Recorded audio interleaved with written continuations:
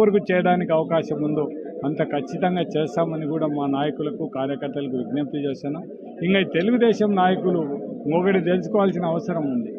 జగన్మోహన్ రెడ్డి గారు ముఖ్యమంత్రిగా ఉన్నప్పుడు ఏ ఏరియాలో అయితే ఏ ఏరియాలో ఫ్యాక్టరీలు పెడితే ఆ చుట్టుపక్కల గ్రామాలకు 70% ఉద్యోగాలు, ఆ గ్రామంలో చదువుకునే వాళ్లకు ఆ ఫ్యాక్టరీలో ఏ ఏ అర్హతలకు ఉద్యోగాలు ఉన్నాయో ఆ ఉద్యోగాలన్నీ కూడా వాళ్ళ స్థాయిని బట్టి, అంటే వాళ్ళ చదువును బట్టి ఖచ్చితంగా అటువంటి వాళ్ళకి ఇవ్వాలి. ఇప్పుడు కర్నూలు జిల్లాలో జరుగుతున్నది, ఓరోకల్లు మండలంలో జరుగుతున్నది ఏమంటే వాళ్ళందరూ ఎంప్లాయ్మెంట్ అంటే తెలుగుదేశం నాయకులు ఇచ్చిన లిస్టుని ఎంప్లాయ్మెంట్ అధికారులు చేయడం జరుగుతుంది. నేను నిన్న ఎంప్లాయ్మెంట్ అధికారితో మాట్లాడాను. నువ్వు ఏ విధంగా మొత్తం 70% ఆ గ్రామాలకు ఇవ్వాలి, మీరు ఎంప్లాయ్మెంట్ అంటే ఆ ఊళ్ళో ఎంప్లాయ్మెంట్ వాళ్ళు ఎంప్లాయ్మెంట్ చేసుకుంటారా? ఎంప్లాయ్మెంట్ లేదు మేము లిస్ట్ అనండి.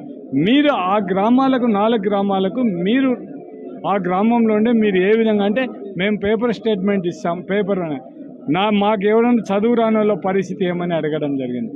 మీరు ముందు అన్ని గ్రామాల్లో దండోరు వేయించాల్సిన అవసరం ఉంది. పలానా రోజు మేము ఇక్కడ మీటింగ్ మామూలుగా ఇక్కడ కర్నూలు టౌన్లో కాదు జరపాల్సింది, మొత్తం ఫ్యాక్టరీ ఎక్కడ ఉందో అక్కడ ఉద్యోగస్తులు ఎంప్లాయ్మెంటు వాళ్లకు జాబ్ మేళ ఆడ జరపాలి. కానీ మేము ఎంప్లాయ్మెంట్ ఆఫీసులో జరుపుతాం, మాకు నచ్చినట్టు మా లిస్టు ఆ ఊరోళ్ళని కాకుండా వేరే వాళ్ళని ఇస్తాం, ఎవరో నాయకులు ఇంకోరు చెప్పినట్టు ఇస్తామంటే మాత్రం ఆ కంపెనీ యాజమాన్యాన్ని మాత్రం ఎవరిని కూడా ఒప్పుకుంటే ప్రసక్తే లేదు.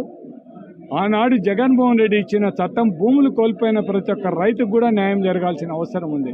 వాళ్ళ ఏంటో ఉద్యోగ అర్హతను బట్టి వాళ్ళకి ఎవరికైతే ఎంత ఎడ్యుకేషన్ ఉందో దాన్ని బట్టి వాళ్ళకు ఉద్యోగం ఇవ్వాల్సిన అవసరం ఉంది. దాన్ని ఖచ్చితంగా ఫాలో కావాల్సిన అవసరం ఉంది. దాన్ని ఖచ్చితంగా ఫాలో అయ్యేంత వరకు ఎవరిని కూడా వదిలిపెట్టే ప్రసక్తి లేదు. ఎంప్లాయ్మెంట్ ఆఫీసర్తో కూడా చెప్పడం జరిగింది.